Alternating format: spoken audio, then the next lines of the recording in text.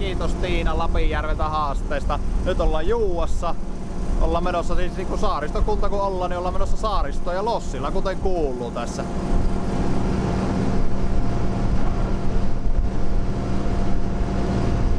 Olemme siis Pielisellä ja tämähän on sitä kappale Kauneita Suomea ja kohta seuraa lisää.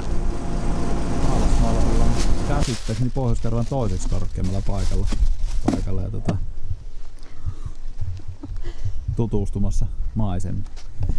Hilpastaanko ylös? Hilpastan. Tässä voi siis tässähän voi tehdä siis sillä tavalla, nyt ollaan siis Paalasmaalla ja korkealla paikalla ja tässä voi työpäivän ratoksi vaikka kiivetä tuonne lintutorni, mikä tuo? Ei se lintutorni, näkötorni ja katsella maisemia, että lähdetään tästä tsekkaamaan.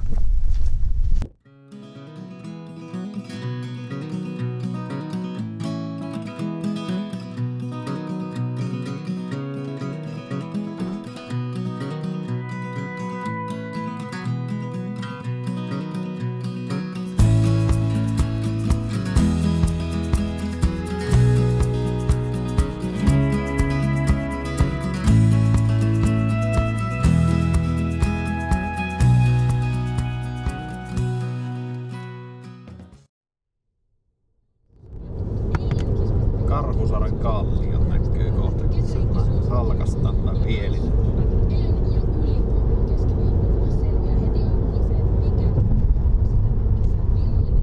Sinne voi väsynyt matkamies ja käydä eväät syömässä tuolla kalliolla. No niin, tässähän sitä kutostietä nyt on tässä Juuan kohdalla ja tuossa tuon kautta saavumme tuohon Juuan risteyksiä, siitä on helppo poiketa sitten sinne Juuan kirkonkylälle ja ajellaan tässä nyt sinne ja katsellaan mitä sieltä löytyy.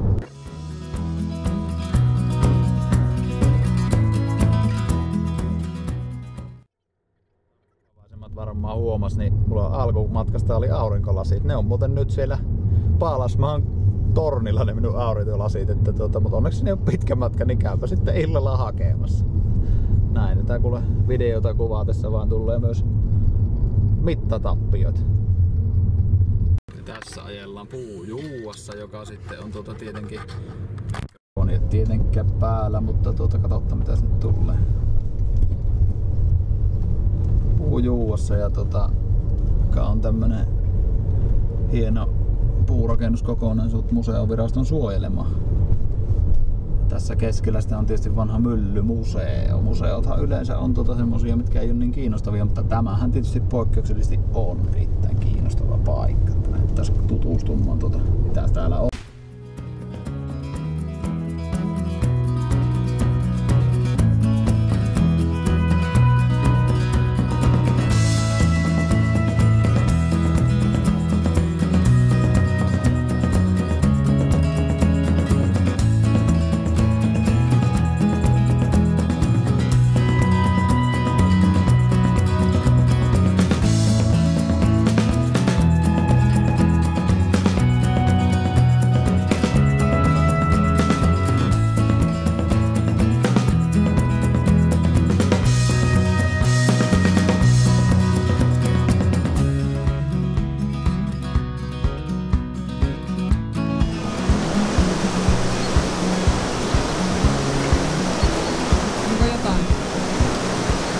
No minähän en tästä myllystä niin vielä näin tuoreena kunnanjohtajana juuri mitään tiedä, mutta kai tässä jotakin on jauhettu joskus.